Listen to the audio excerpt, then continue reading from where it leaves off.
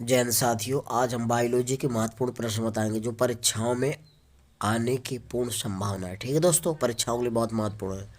दोस्तों, आप daily morning में सुबह जग कर अपना एक टारगेट लक्ष्य फिक्स करिए कि हमें आज दिन में इतना पढ़ना है और पूरी कायनात के साथ उस पर फोकस करिए।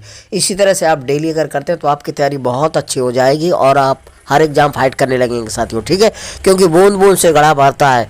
तो आप जितना रिवीजन करेंगे उतने ज़्यादा आपको नियम तरीके फार्मूले याद होंगे। ठीक है दोस्तों, इसीलिए हम कहते हैं कुछ कर दिखाओ ऐसा कि सब करना चाहें आप जैसा। ठीक है दोस्तों, अब अगला प्रश्न क्या है, यानी कि पहला प्रश्न, मानव शरीर में सबसे बड़ी अंतः स्रावी ग्रंथि कौन सी है? तो मानव शरीर में सबसे बड़ी अंतः स्रावी ग्रंथि कौन सी है? तो थायराइड होती है, ध्यान रखना। कौन सी? थायराइड। मानव शरीर की सबसे बड़ी अंतः स्रावी ग्रंथि होती है थायराइड। मानव शरीर में सबसे छोटी अंतः स्रावी ग्रंथि कौन सी होती है? तो दोस्तों ये पीयूष होती है, ध्यान रखना। मानव शरीर में सबसे छोटी अंतः स्रावी ग्रंथि कौन सी होती है? पीयूष ग्रंथि, ध्यान रखना। बड़ी पूछा जाए तो थायराइड, छोटी पूछा जाए तो पीयूष ग्रंथि। ठीक है, अगला है, थायराइड ग्रंथि का स्थान कहाँ होता है? तो दोस्तों थायराइड ग्रंथि कहाँ पाई जाती है? गला में पाई जाती है, ध्यान रखना। थायराइड ग्रंथि कहाँ होती है? गले में। गल ग्रंथि का क्या कार्य होता है? तो ये उपापचय का नियंत्रण करती है। गल ग्रंथि का कार्य क्या होता है? उपापचय का नियंत्रण करना। ठीक है, अगला है, निम्नलिखित में से कौन सा हार्मोन थायराइड ग्रंथि द्वारा स्रावित नहीं होता?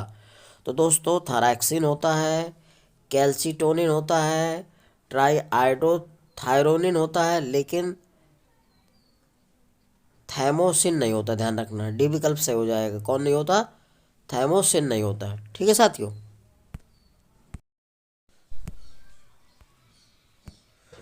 अगला है, इंसुलिन क्या होती है? दोस्तों इंसुलिन एक प्रोटीन होती है। इंसुलिन क्या होती है? एक प्रकार की प्रोटीन होती है। तो डी विकल्प से हो जाएगा, ध्यान रखना। और ये इंसुलिन जो है पैंक्रियाज जो होता है उससे निकलता है, और जब इंसुलिन का बनना कम हो जाता है तो डायबिटीज या शुगर बीमारी हो जाती है, ये पैंक्रियाज। ठीक है, अगला है, निम्नलिखित में से कौन सी ग्रंथि सेक्स हार्मोन्स का स्राव करती है? तो एड्रीनल ग्रंथि होती है जो ये सेक्स हार्मोन्स का स्राव करती है। ठीक है दोस्तों, एड्रीनल ग्रंथि। अगला है, मनुष्यों में निम्नलिखित में से कौन सा आपातकालीन हार्मोन है? तो एड्रीनेलिन ग्रंथि जो होती है, एड्रीनेलिन ग्रंथि जो होती है वो आपातकालीन हार्मोन है। मानव शरीर में रक्तचाप नियंत्रित होता है? तो थाइमस ग्रंथि द्वारा नियंत्रित होता है, ध्यान रखना। मानव शरीर में रक्तचाप नियंत्रित होता है किसके? थाइमस ग्रंथि से। अगला है, थाइमस ग्रंथि जिस हार्मोन्स को पैदा करती है उसे क्या कहते हैं? तो थाइमोसिन कहा जाता है, उसको थाइमोसिन कहा जाता है। ठीक है दोस्तों, ध्यान रखिएगा। अगला है, मानव शरीर का एकमात्र अंग कौन है जो पुनः विकसित या पुनः सृजित हो जाता है? तो दोस्तों यकृत होता है, लीवर जिसको जिगर बोला जाता है।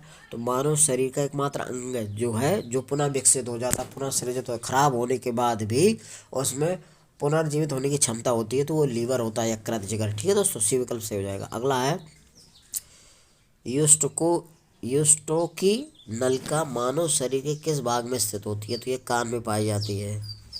यूस्टोकी नलिका मानव शरीर के किस भाग में स्थित होती है? कान में पाई जाती है। मानव में सबसे बड़ा अंग कौन होता है? तो ये त्वचा होता है। मानव में सबसे बड़ा अंग कौन होता है?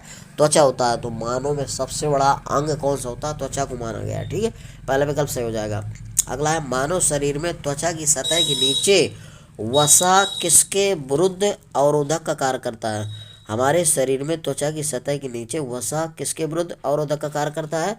तो शरीर से ऊष्मा की हानि अवरोधक के रूप में कार्य करता है। तो पहला विकल्प सही हो जाएगा। ठीक है साथियों, जैन साथियों, मेरा वीडियो आपको अच्छा लग रहा है तो दोस्तों मेरे वीडियो को लाइक और सब्सक्राइब करिए। जैन।